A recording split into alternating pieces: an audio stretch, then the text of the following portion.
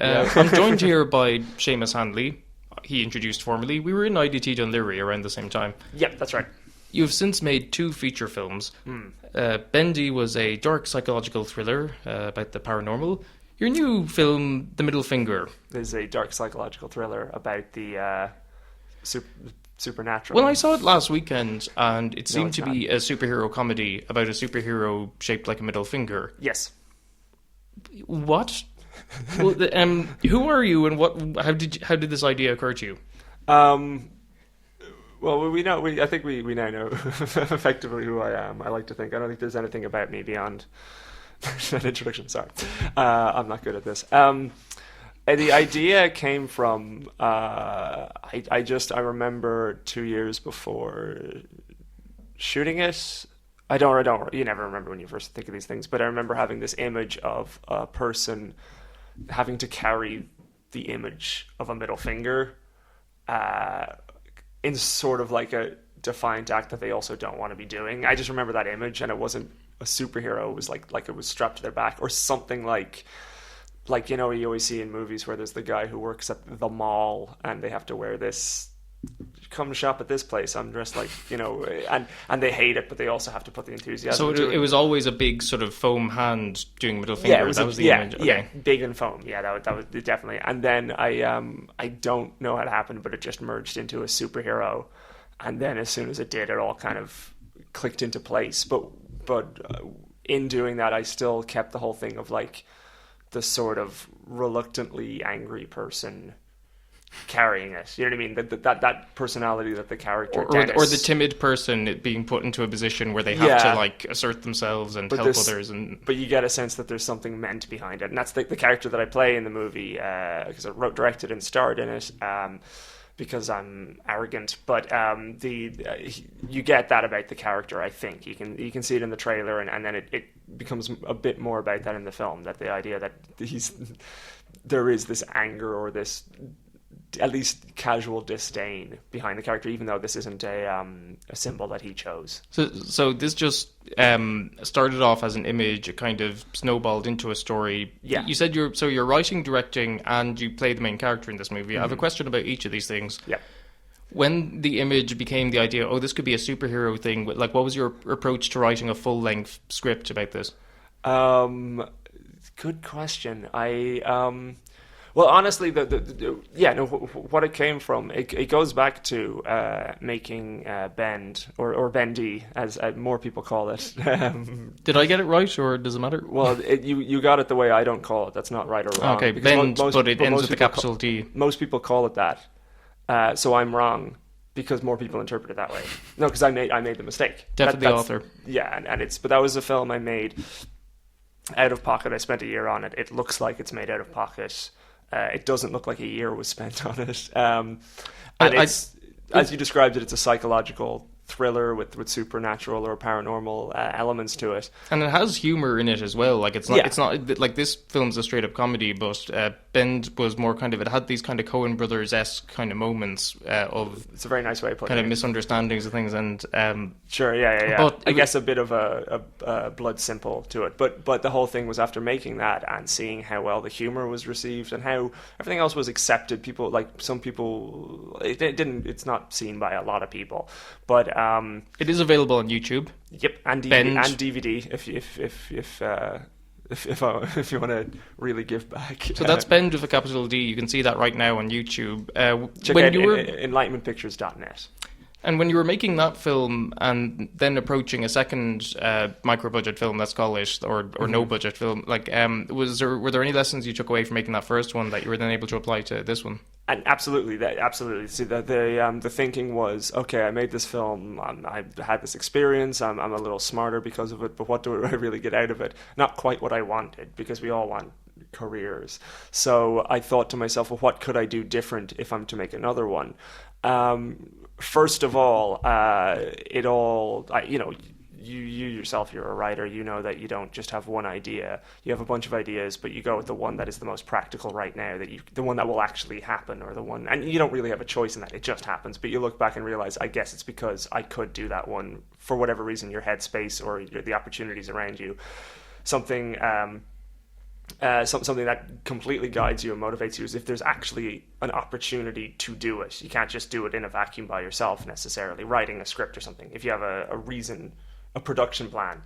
I had acted in a film called Behind the Veil, which is coming out soon, I believe. I'm not sure, admittedly, but it was made by a couple of producers who I then befriended, and I realized I could sell this script to them. I could sell this idea to them, and they would be up for it. It was mainly Victor McGowan and Anna Ginjami-Grieve, who now have a company called Constant Motion Pictures. They worked on that previous film. And then, so I thought if I gave that to them, they could do the job that I'm not good at, which is producing. And this is the kind of story that you can shoot around Dublin. And so it became about, and also then the thinking from Bend was funny, and I think people were entertained, but it was kind of dour and a little bit pretentious. And I thought, what can I make what idea do I have that is just fun, that people will just have a fun time, and I'll have more fun making. So it was a combination of all those different things. I know I have a producer who would be up for this. This will contrast and be more fun this time. And also it's an idea that it was hard to describe the premise to Bend. This you get right away. A superhero who's shaped like a hand giving the finger. While there's other aspects of the film, I think that anyone who wants to see it will be sold on that. that alone.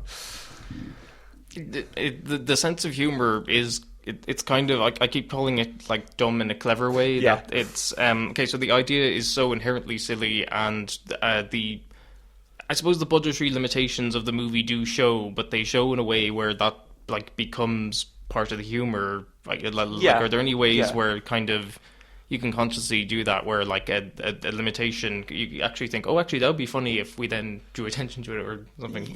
Yeah, I guess I can't speak for how other people approach making movies, but as I struggle to describe all the different aspects of thinking in choosing this project, because it all happens at once. Like I said, when I'm writing it, I'm thinking about how to shoot it. So naturally, the humor acclimatizes to a low budget, and then I have a good bit of experience making low budget, lo-fi sketches for on my YouTube channel and for the Firehouse Film Contest. So I know how to make things funny because we don't have the budget, or how to tell it. I love, obviously, we all love big, larger than life stories, like Marvel movie stories and stuff like that.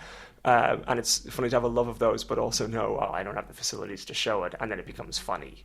Well, you mentioned Firehouse, who are this group who hold monthly film competition, and I'm sure many of our listeners are familiar with. But for those who aren't, like, how did that get started, and what is it about the kind of humor of those films? Was it people involved in those who ended up being involved in this film? It's the Firehouse is like you said, it's a monthly screening of films that are made the month prior.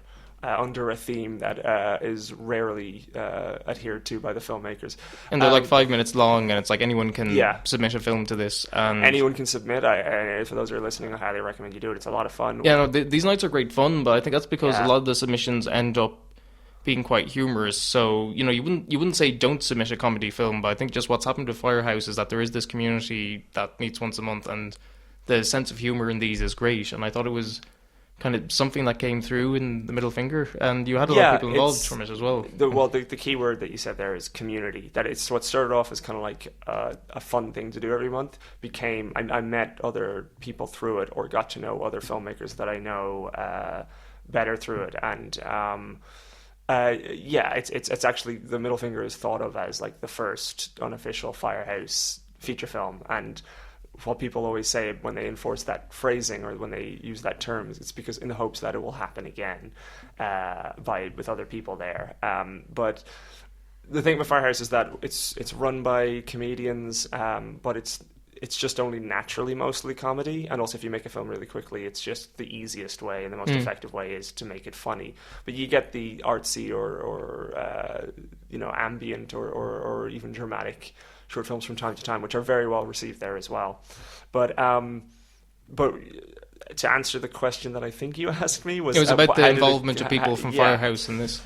and this is a beautiful thing, and it was kind of a new experience. It's been 3 years now, but the whole idea that I made this stuff, I made it in my own weird way. You have high production. In another interview I did for the Firehouse specifically, I said you get high production value videos and you get my videos at the Firehouse, and it was a really enriching experience to feel I feel on the level with the other people who contribute there, which is nice because it's more than nice, it's wonderful, because those are people that I'm a fan of, and it's like, oh, they like my stuff too. So when I started going, okay, I want to make this film, I immediately started thinking of people that I know through the Firehouse, and they wanted to do it because they wanted to help with this film and see this film that I was making. So it's the true the true result of like a good community. And one in particular that stood out to me was Conor O'Toole, who acts in the movie, but he also acted as your cinematographer. And something that struck me about it is, having said that, it is visibly low budget. Everything about the sort of framing and the composition is a lot better than it is in a lot of low budget Irish films. And I was just wondering, is that from your kind of familiarity with cinema, that you know that things look best if they're shot a certain way, or was that Conor's visual input, or how did that work? What was it? Say that again about I missed that about the Irish film. What did a lot of low budget Irish films kind of wouldn't be that well shot, whereas this one did have a nice clean look to it, like where it just seemed like you did everything quite competently. Like, what are some like shorthands to keep in mind about framing a good shot? Well, first of all, whatever I say won't be as insightful as what Conor will have to say, because Conor really shone through as the cinematographer. As I say, I feel very much that I have an eye for cinematography, but not a head for it. So I'll always do things in a quick way, and you can tell from maybe my YouTube videos or from Bend that they're definitely from Bend, that it's shot on the fly. But the framing, I think I'm good at the framing and the shot composition and how we guide ourselves through, and that's more part of my skills as an editor, because I'm editing the film on the day. Yes. But yeah, I think that's just a compliment to Conor that he shot a film that, according to you, I'm not inclined to disagree, but according to you, looks better than most low budget Irish films. And this film quite possibly has a lower budget than most of those films. But that's a testament to Conor's skill. I think we also just had...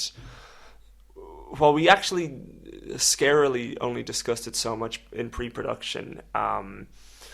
What we had in mind, it was the kind of idea was... I said to him, I like it to look like it's on film. I cited references like the use of color in something like Kick-Ass, a similarly themed film, and then also I think naturally this wasn't something I thought of in pre-production, but naturally as soon as we started filming, the film started to adopt this, what felt a little like a twee indie comedy, which we started to acclimatize a little bit more. The soundtrack started to go that way as well, and then the trailer outright implies it for the first couple of seconds that it's as if you're watching what some might call a mumblecore film, except it's only a mumblecore film some of the time. The rest of the time I'm running around in a costume. It takes a turn where this disembodied voice tells him, Dennis, he's on this mission now to rid the world of an evil, and a generic evil that must be gone. Not to say too much about the plot. No, but lots of clever visual gags though, or even just sort of like spins on a trope of a scene. You're clearly so well versed in cinema that there was often these just moments where like a conventional thing would happen, but you found a funny spin on it. And I was just wondering what the process is for getting inspired comedically to do that kind of stuff, or is that just when you were sitting down writing it? It completely comes from it comes from insecurity, like, because it's the whole idea is that in a way I want to make the serious superhero movie. I'd love to, but a combination of insecurity and cynicism makes because what's amazing about it, it's the core guy, or not the core, but one of the key guys is Spielberg. He makes you believe in something that written down doesn't sound that good. Or George Lucas, when he directed the first Star Wars movie, that people would read this, like Raiders of the Lost Ark and Star Wars, people were like, yeah, that's going to be terrible, and they're two of the greatest blockbusters ever made.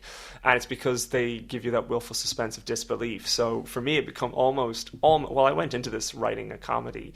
It almost comes from insecurity of like, okay, I have this story and it's epic, and then a voice going, no, it's not, it's stupid, and here's why. And any good writer, any good epic story will have the potential to actually look really stupid, which is why things like Spider-Man and Star Wars get made fun of so much, but affectionately. But any good writer can ignore that and knows how to carry you through it. And it comes from me taking the story and going, no, this is stupid. And that's kind of why there were bits of elements of humor and bend, because I thought if people aren't with this, I better just make it a little bit fun as well. And I think the story holds true okay, but I knew it couldn't be couldn't be this harrowing drama. Otherwise, I think it just would have been a bit of a downer. And that film, while I said it was a bit pretentious and dour, it was meant to be fun. You know what I mean? That as movies are meant to be. Watch it on YouTube now. It's like my point is, movies are meant to be fun. Zack Snyder, go on. Yes.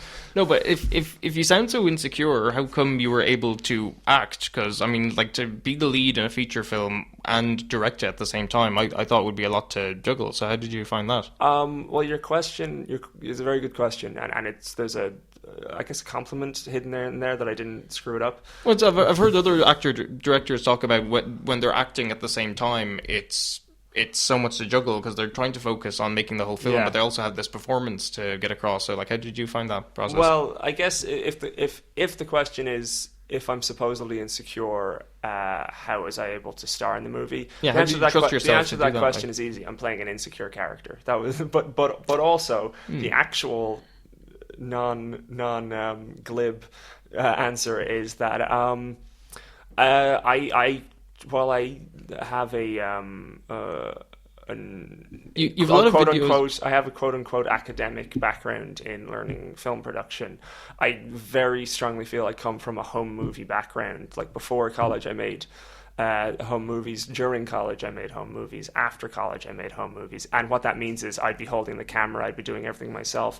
Your YouTube channel, Séamus Hanly, it actually has a lot of the films you've put into Firehouse, and they are very funny, so I'd recommend checking them out. And also there's a nice archive on the Firehouse website as well for me and everyone else's films. So you've already had a fair bit of acting experience in the sense that you had experience directing yourself when you were acting in like humorous things before. Yeah, but I guess the thing is that to a lot of people and filmmaking is like, you know, creating a film set is okay. We build a room or we build an office, or people will really, as they should, they'll really think about this structure they'll create, this framework, and then we enter that framework and we do the work. If that makes sense, like you yourself, you've produced short films, you've made your own stuff, and you think about you ought to think about those things.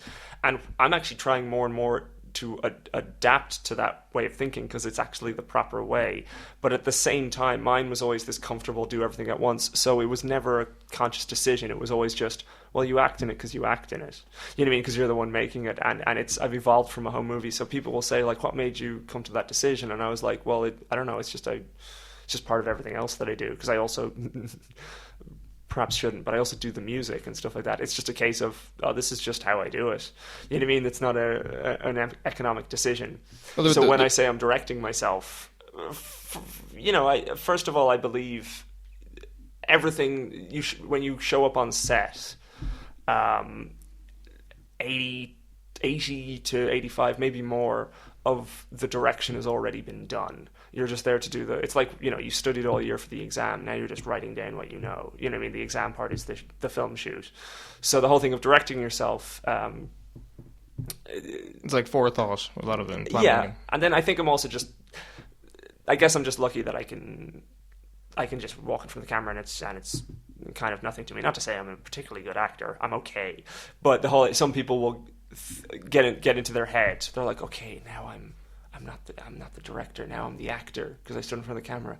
What does that mean? And for some reason it's just a bit more fluid for me.